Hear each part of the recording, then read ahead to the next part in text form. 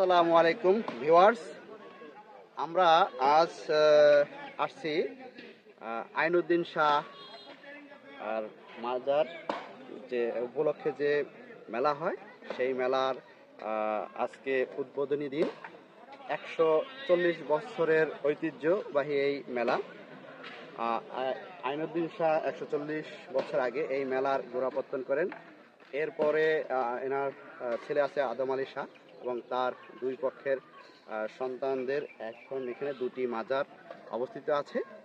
মাজারের আমার পিছনের যে অংশটা আছে এই অংশ দিয়ে মাজারের এই মাঠে প্রবেশ করতে হয়।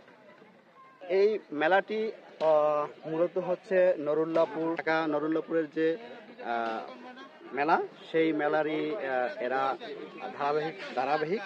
তো নরুল্লাপুরের মেলাটি হয় মাঘ মাসের পূর্ণিমাকে কেন্দ্র করে, আর এখানে হয় তার 1 মাস পর ফাল্গুনের পূর্ণিমাকে কেন্দ্র করে ধামাইল হয়। সেই হিসেবে এখানে মেলাটি 7 দিন থাকে। এই মেলার যে স্থানটি এখন দেখতে পাচ্ছেন, মূলত এটি এখানে ছিল না। এখান থেকে বেশ কিছু পিছনে ছিল, আমার পিছনে একটি নদী আছে। এই নদীর যে ওপার আছে, ওপার থেকে প্রায় 150 ফুট দূরে এই মাজারের মূল জায়গা ছিল। নদী ভাঙার কারণে এটি আস্তে আস্তে চলতে এইখানে আজকে এসে স্থান নিয়েছে। তো এখন যে মাজার আছে সেটিও নদীর অর্ধেক ভেঙে গিয়েছে, এখন সেটিকে স্থানান্তরিত করা হয়েছে। আজ মেলা শুরু, দেখতে যাচ্ছেন দোকানপাট বসতেছে। দোকানপাট বসার জন্য বিভিন্ন ক্যাটাগরির দোকান বরাদ্দ হচ্ছে। মেলা উপলক্ষে বাচ্চাদের মিনি পার্ক এসেছে। আমার দক্ষিণ সাইডে আছে ফার্নিচারের দোকান। তো আজকে থেকে হিসাব করবেন 7 দিন পর্যন্ত মেলা থাকবে। আমরা এখন এখানে কিছু যারা দোকান দেওয়ার প্রত্যাশা নিয়ে এখানে এসেছেন, তাদের প্রত্যাশা সুবিধা অসুবিধাগুলো তাদের কাছে জানার চেষ্টা করব। ভাইয়ের নামটা যদি একটু বলতেন।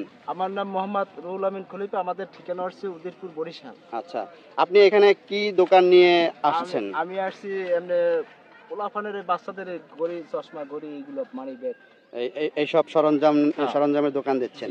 আপনি এই মেলায় কতদিন যাবত দোকানদারি করেন? আমি আজকে দীর্ঘদিন 15 বছর। 15 বছর। তো এই বছরের মেলা নিয়ে আপনার প্রত্যাশা কি? আপনি কি মনে করতেছেন এবছরের মেলাকে ঘিরে? আমাকে মুসলমানের ভিতরে একটা রমজান, তো রমজানের মানে সবাই ইসলামের ভিতরে একটা টান, টানের লাগে আমরা একটু হিমশিমে আছি। তাহলে বেচা কিনা হবে কি হবে না। আচ্ছা, না আপনার ইফতারির পরে তো মানুষজন অবশ্যই আসার একটা আছে। রমজানের সময় ইফতারি করে এই যে মেলা ঘাটে আসবে এরকম কোনো এবার মানে ব্যবসা মানে কেমন হয় সেটা নিয়ে একটু হতাশায় আছে। আচ্ছা, এখন এই যে 2-1 দিন আগে মানে গতকালকে হয়তো একটু গন্ডগোল হয়েছে, শুনছি ঝামেলা হচ্ছে, কিন্তু আমরা এই জায়গায় আমরা ছিলাম না। তো এটা নিয়ে কি আপনাদের মনের ভিতরে কোনো মানে ভয়ভীতি আছে কিনা?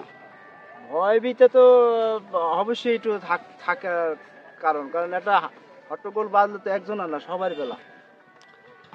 আমরা মেলার প্রস্তুতিগুলো দেখছি এবং এই যে লাইন টেনে দোকান বরাদ্দের লাইন টানা হয়েছে। এই কোথায় পথ রাখবে, কোথায় দোকান উঠবে। নদীর তীর ঘেঁষে আছে হোটেল এবং মিষ্টির দোকান। এই পাশে আছে বিভিন্ন ফাস্টফুডের দোকান, আর এই সারিগুলোতে হবে বিভিন্ন কসমেটিক এবং বাচ্চাদের খেলনা, এইসবের দোকান হবে। তো মেলা এখনো আসলে জমজমাট হয়ে ওঠেনি। কালকে পরশুর ভিতরে হয়তো আমরা এই খালি জায়গাগুলো দেখবো যে দোকানে দোকানে পরিপূর্ণ হয়ে গেছে।